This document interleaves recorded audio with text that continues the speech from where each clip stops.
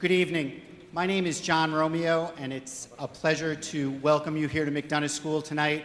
As the building principal here, I have the incredible good fortune to spend most of my days and a few of my nights as part of this remarkable learning community. Macdonough School is an example of an urban school that is meeting with success. Our students have demonstrated that given the proper resources, they can compete with anyone. And we've shown that by working together, we can work to close the achievement gap here in Connecticut.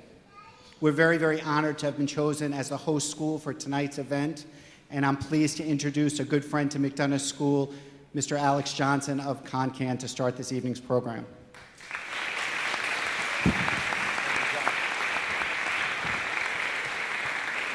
Thank you, John, and it really is an honor for all of us to be here in Macdonough School. Some of you may have seen on the way in, we have some DVDs, but Macdonough School, we celebrate it as one of the success stories in closing the achievement gap in Connecticut. And it really is a school that has a remarkable story. I encourage all of you to learn more about it. It really is an example of what is possible in public education in Connecticut today. And I want to thank you all for coming. We're very pleased to have a great crowd and a number of elected and public officials that I'd like to recognize. Senator Tom Gaffey, who is chair of the Senate Education Committee, right there in the front row.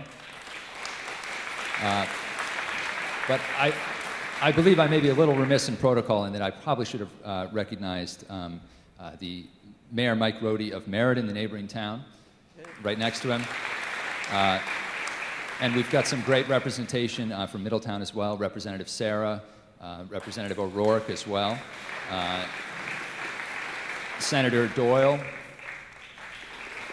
and we also have Matt Lesser, and the first select woman, Susan Bransfield of Portland, the next town over. And if I've missed any others, yes, Representative McCrory from Hartford, absolutely, also a member of the Education Committee. So, public education is really at the crux of so many of the issues that matter to all of us in Connecticut, and that's really why we're here tonight. Whether it's jobs, the economy, or public safety, getting it right in our public schools is so critical. And in a couple of weeks, we're going to be releasing a public opinion survey that we did about how voters in Connecticut are looking at these issues. And just to give you a sneak preview, voters really are looking to the next governor for leadership in some important ways on this issue. And that was the reason we wanted to bring all three of the candidates together tonight to share their views. And you know, before I introduce the candidates and our moderators, I want to draw your attention to the index cards that are in your seats.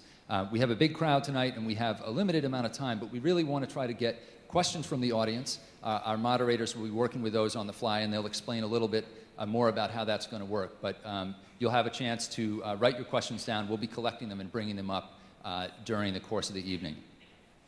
And I would like to thank Bob Fromm and Tom Monahan, our moderators this evening. We really couldn't be in better hands.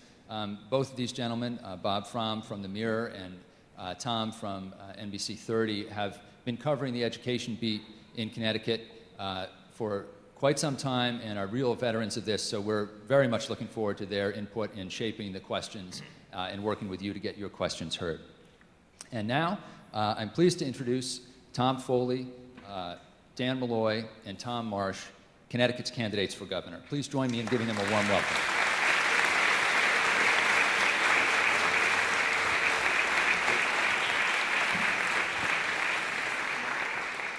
I assume that applause is for me and Bob. That's the way I interpret that. Good evening, everybody. Thanks so much for coming tonight. As Alex indicated earlier, we're eager to get your questions. We'll get them into the show, into the programming tonight, as many as we possibly can.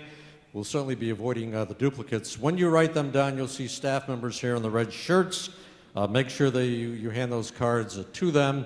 We'll be collecting over the first 20 minutes. After that, we'll be shutting it down. So get the questions down, get them to the folks in the red shirts, and we'll be asking those questions of the candidates. And here are some of the ground rules, and the candidates have agreed to these rules. First of all, there will be no opening statements by the candidates. All candidates will answer each of the questions. The order in which the candidates answer the questions, we'll rotate, and the first question will be answered by Mr. Marsh. That was determined by a drawing just a few moments ago. Candidates will have up to 2 minutes per question. They don't have to use the entire 2 minutes, and if they don't use the 2 minutes, it'll allow us more time to ask more questions. And there will be no rebuttals under these rules. You know about the cards on the chairs. We'll also serve, Bob and I will reserve the right to referee any of the comments. We'll try to keep the topic moving along and keep the responses to the allocated time. If a candidate moves off topic, we'll be trying to bring them back as quickly as possible, and at the end of the program, each one will have a 3-minute closing statement determined by coin toss or pulling the cards out of the glass bowl. So, in any event, let's get it underway, and Bob, you'll have the first question.